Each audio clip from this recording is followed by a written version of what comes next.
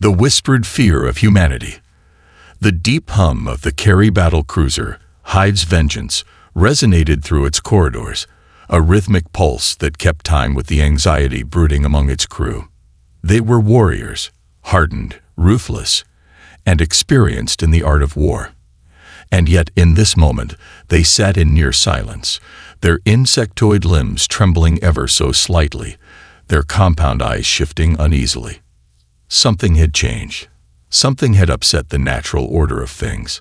Commander Vexa stood at the head of the dimly lit war room, her exoskeleton lined with the deep etchings of countless victorious campaigns.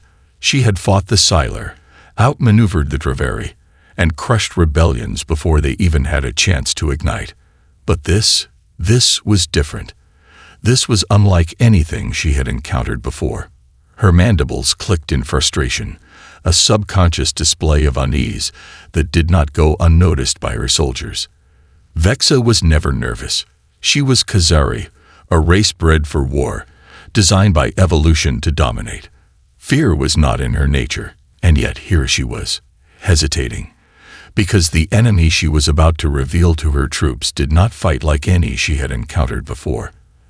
They did not adhere to the fundamental rules of war. They were human. She activated the central holographic display. The room darkened slightly as the flickering image of a battlefield appeared before them. It was Firebase Echo, a once thriving human military outpost on the colony world New Therma. The official records had marked it as abandoned. But the footage she was about to show told another story, a story that had shaken even the Kazari High Command. The image was grainy, taken from a concealed drone that had barely escaped with its recording intact.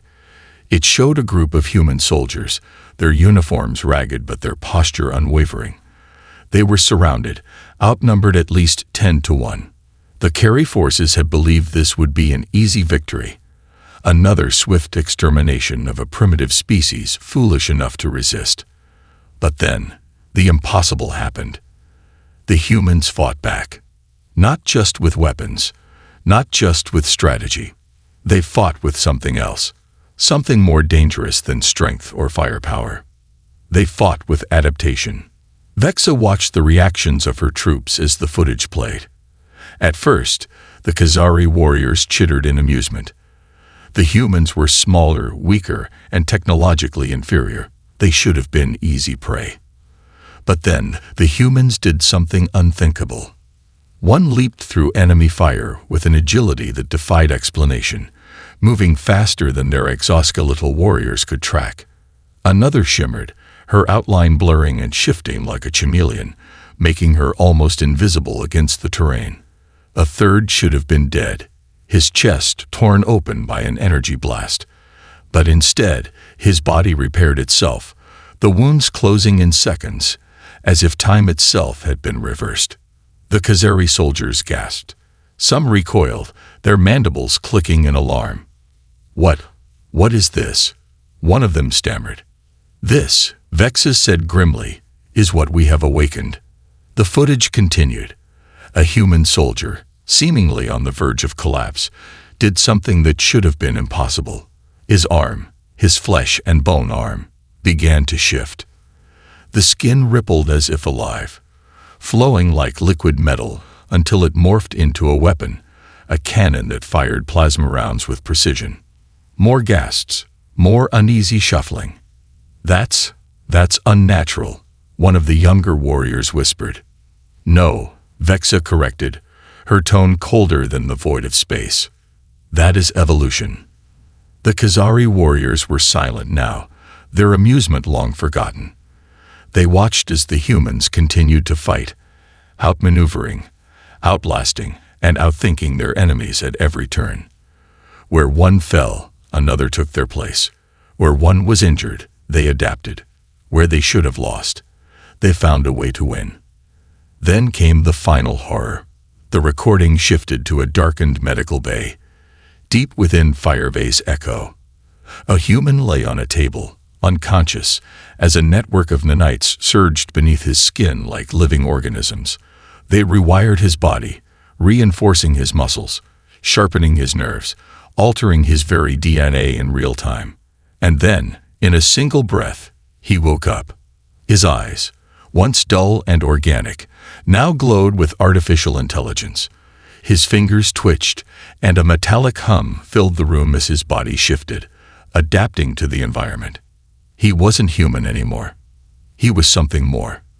A young Kazari soldier, barely past his first molting, let out a choked whimper.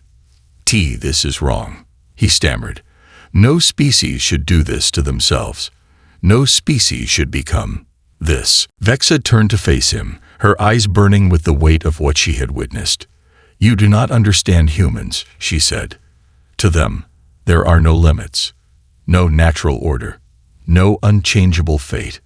She gestured to the screen, where the augmented human now sat up, his expression blank yet calculating, his body a perfect fusion of biology and technology. They do not accept weakness. They do not accept failure. When nature denies them strength, they build it. When the universe sets rules, they break them. She let those words sink in. These are not monsters. These are not abominations. These are humans, and they are becoming something beyond anything we can comprehend. The room was silent. No one dared speak. Then, from the corner of the war room, Zactor, her most seasoned officer, finally whispered the words none of them wanted to say.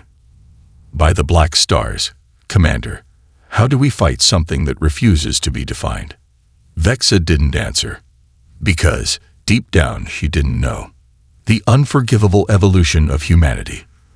The war room remained deathly silent, the only sound the faint hum of the holographic display still flickering with the image of the human soldier. His eyes, now a seamless fusion of synthetic intelligence and organic perception, glowed eerily, staring straight into the souls of every Kazari warrior present. Commander Vexa let the silence linger, absorbing the weight of what had just been revealed. The fear in the room was palpable, a rare thing among the Kazari, a species built for war. Fear was weakness. Fear was the precursor to death. And yet, here it was, gnawing at the edges of their minds like a parasite. One of the younger officers, his carapace still gleaming from his most recent molting, finally found his voice.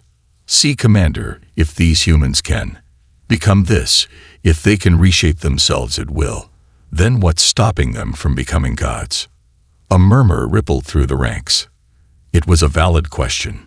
Vexa turned sharply, her mandibles clicking in irritation, though not at the soldier's words, rather at the truth in them. "That," she said, her voice as sharp as a blade, "is exactly why we must understand them before it's too late." She gestured to the display once more. The human soldier had fully awakened, his body humming with a quiet, lethal power. His arms flexed, and with an effortless thought, the metal woven into his very cells reshaped, forming an exoskeletal weapon directly fused to his nervous system. It pulsed with raw energy, an extension of his will rather than just a tool. Vexa narrowed her eyes. This was not normal warfare. The Kazari had conquered worlds through brute force and strategy.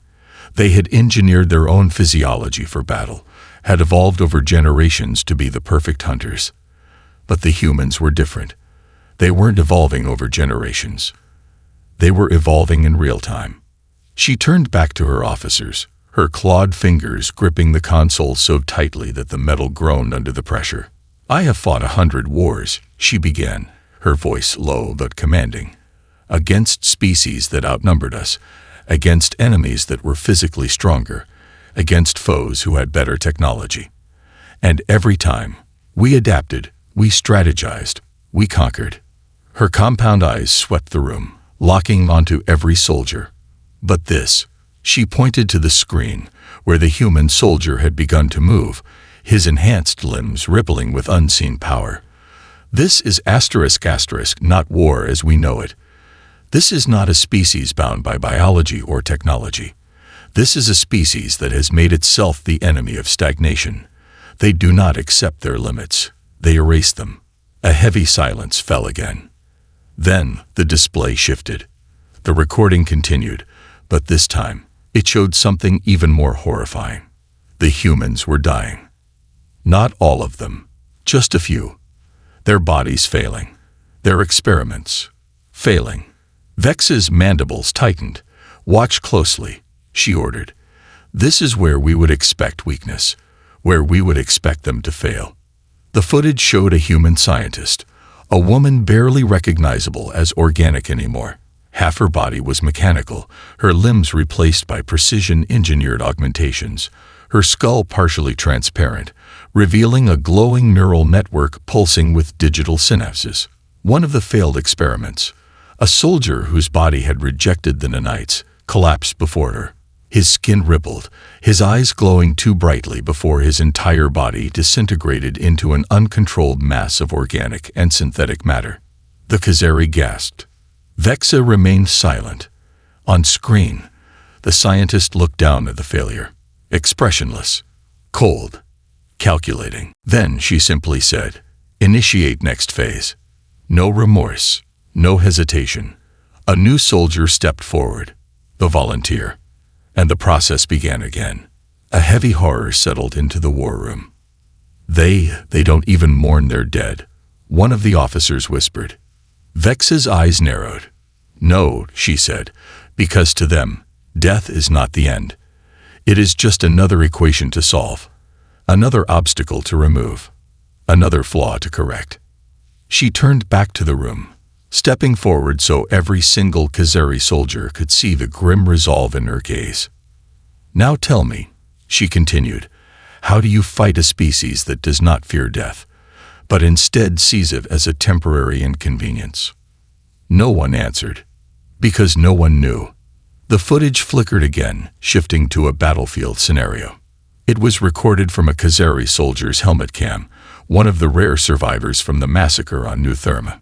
The recording was shaky, the rapid breathing of the soldier audible, though distorted by his species' exoskeletal vocal resonance. The battlefield was on fire, not from weapons, but from human ingenuity.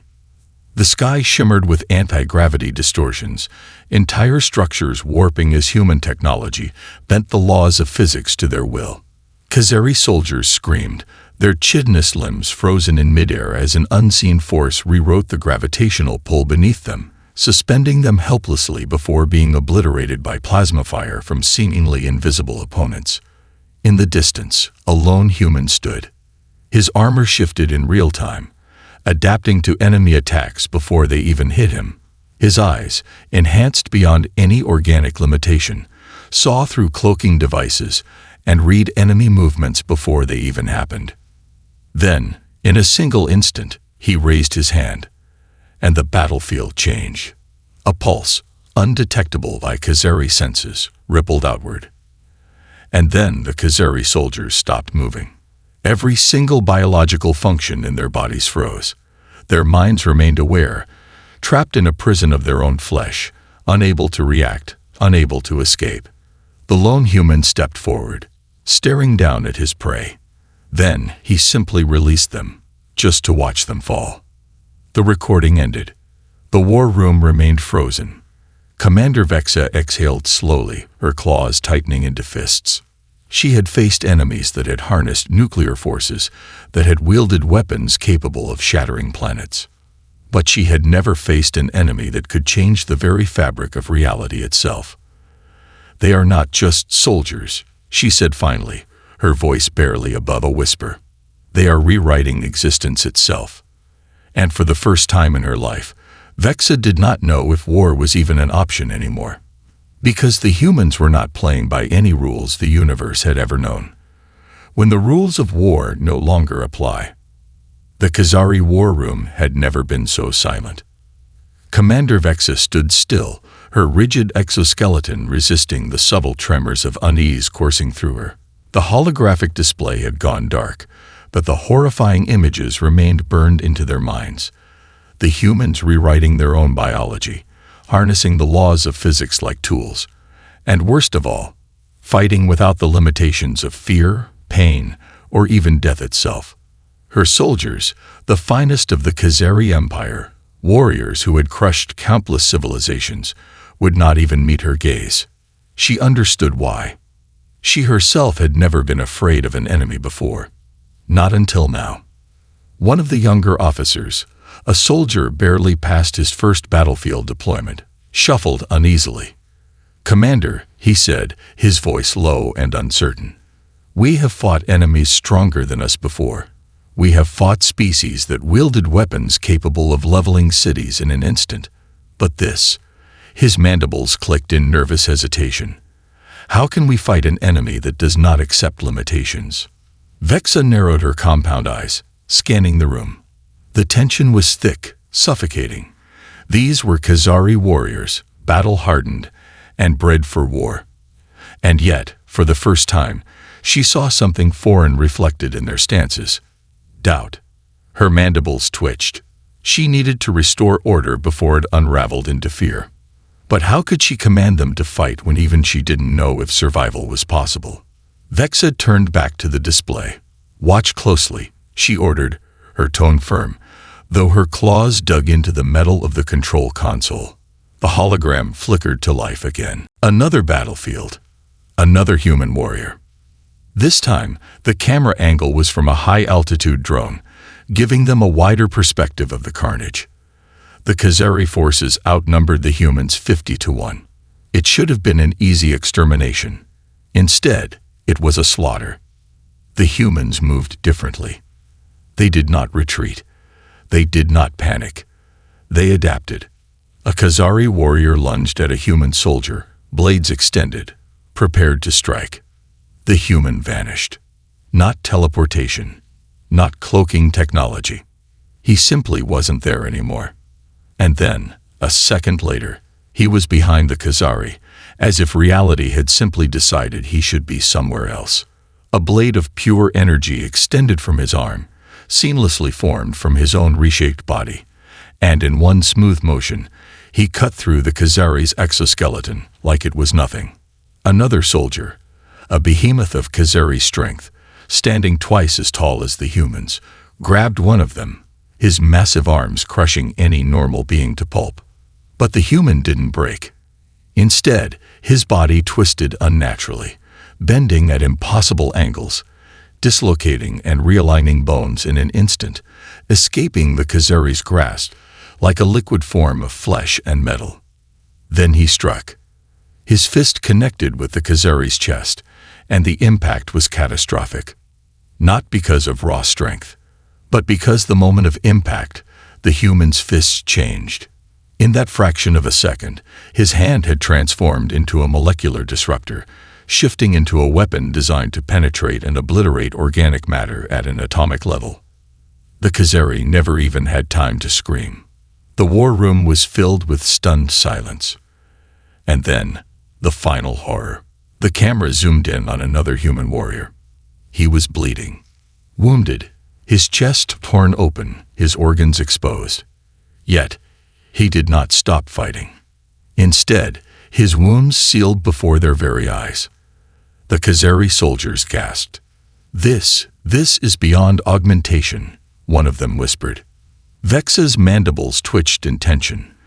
"This is not augmentation," she corrected grimly. "This is transcendence." She turned to face them, her eyes filled with the gravity of what they had witnessed. "They do not fight like us. They do not think like us. They do not die like us." She gestured to the display, where the wounded human was already back on his feet, his body restored, his eyes burning with that eerie glow of intelligence and lethal intent. They are rewriting their own evolution in real time. While we fight for survival, they fight for perfection. She let the words settle. Then she dropped the final truth. There is no such thing as a war of attrition against them. She stared into the faces of her soldiers. Because they do not grow weaker over time. They only grow stronger. The war room remained motionless, each Kazari frozen in their thoughts. Then, from the back of the room, a voice finally spoke. It was Zactor, her most seasoned warrior. His tentacles rippled uneasily, a rare display of apprehension. "What do we do?" he asked. Vexa looked at him, at them all, and she gave the only answer she could. "We pray," she said softly, "because war is no longer about who is the strongest." Her mandibles clicked. It is about who can change the fastest. And no one in this universe can change faster than a human. The realization settled into the bones of every warrior present. The Kazari had always believed themselves to be the apex predators of the galaxy. But now, they weren't sure anymore. And for the first time in her long battle-worn life, Commander Vexa did not know if the Kazari had a future at all. The collapse of Kazari certainty. The war room felt heavier than before. The very foundation of Kazari supremacy had been shattered in mere minutes. Every warrior present had spent their lives believing in the order of things, believing that power was fixed, that the strongest species ruled, that evolution followed a slow, methodical path. But humans had disproven it all. They had remade themselves, piece by piece, until they were something beyond comprehension. And now, the Kazari faced a truth so unsettling, so terrifying, that none of them had words for it. The holographic display remained frozen, the final image still flickering.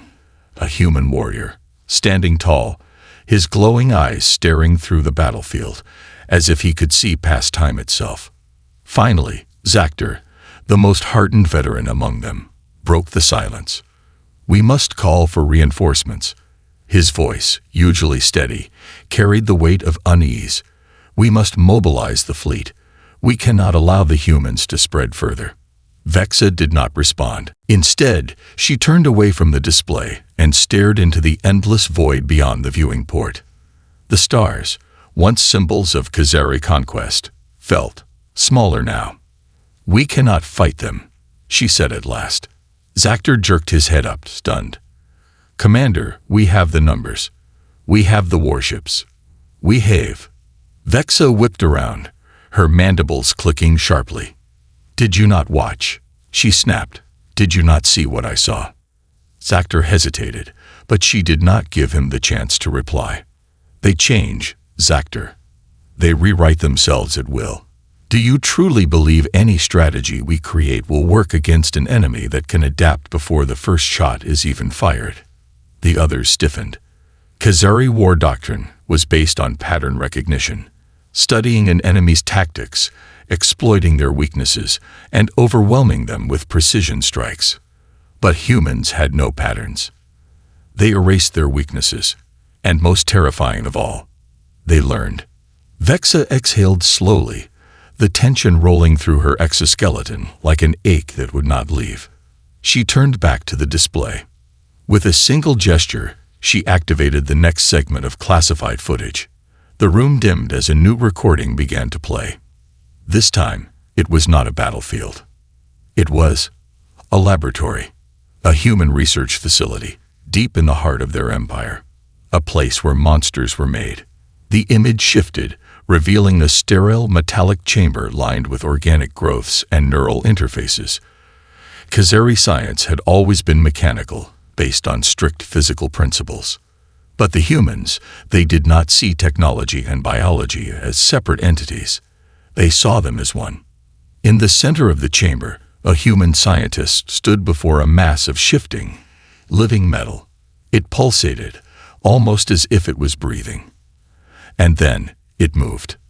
Not randomly, with purpose. The metal restructured itself, forming the humanoid shape, then dissolving back into liquid, then reforming again, each time taking on a new, stronger form.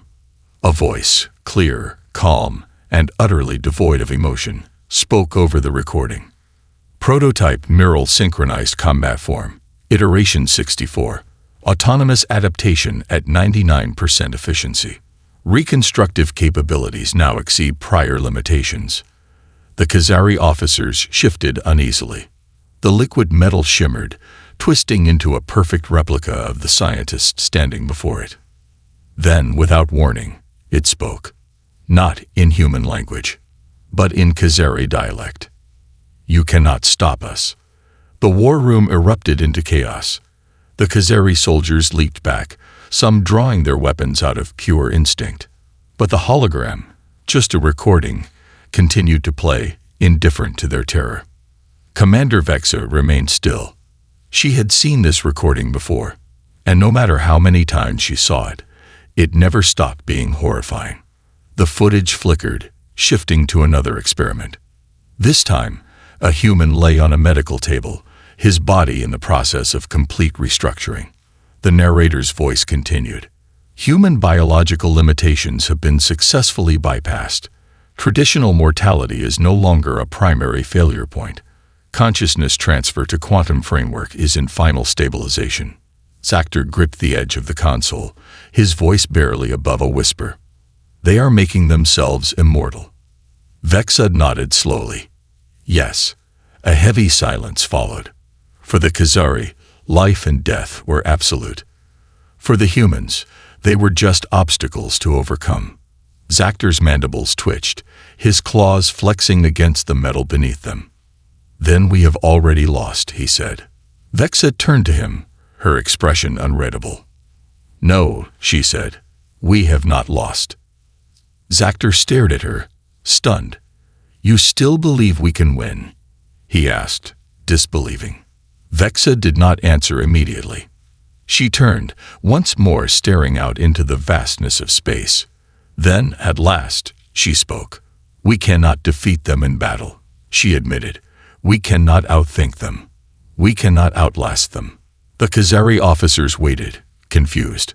Then she turned, her eyes burning with something else. Not hope, not despair, but resolve.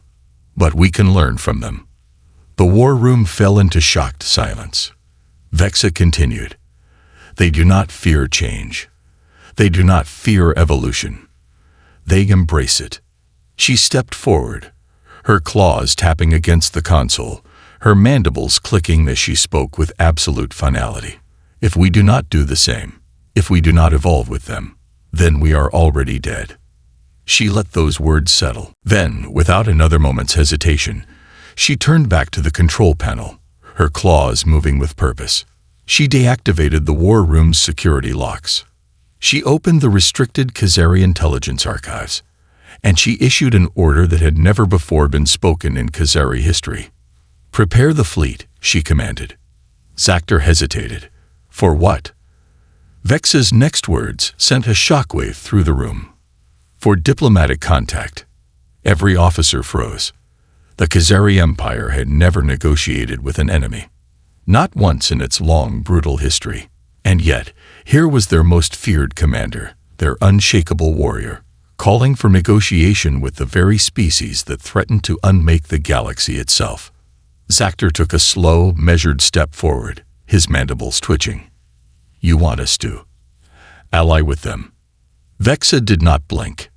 No, she said. I want us to become them.